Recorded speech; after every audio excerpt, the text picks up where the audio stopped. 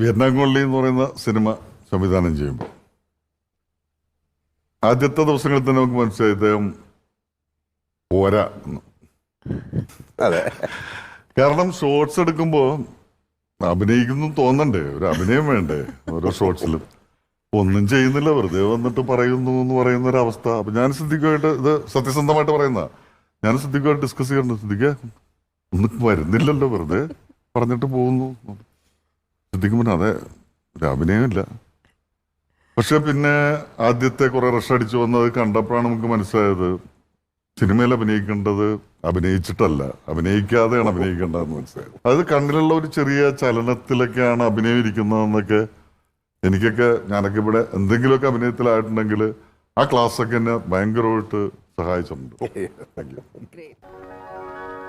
അയ്യേ, നീയാ? നീ എന്തിനോട് വന്നു? അതുകൊള്ളാം, കിടന്ന് വിളിച്ചു കൂവിയിട്ട് ഇപ്പൊ സഹായിക്കാൻ വന്നതായോ കുറ്റം? സഹായിക്കാൻ നിന്നെ ആരാ വിളിച്ചത്? ഞാൻ ജോസഫിനല്ലേ വിളിച്ചത്? അയ്യേ, ഈ വാതിലാരാ അടച്ചത്? ഇങ്ങോട്ടിറങ്ങാൻ. എടോ, താനിവിടെ എന്ത് നോക്കി നിൽക്കായിരുന്നു? കുഴപ്പമില്ലെന്നോ? കുഴപ്പമില്ലെന്ന്? എന്തോ കുഴപ്പമില്ലെന്ന്? എടോ, ഈ പെണ്ണ് ആരുമില്ലാത്ത തക്കം നോക്കി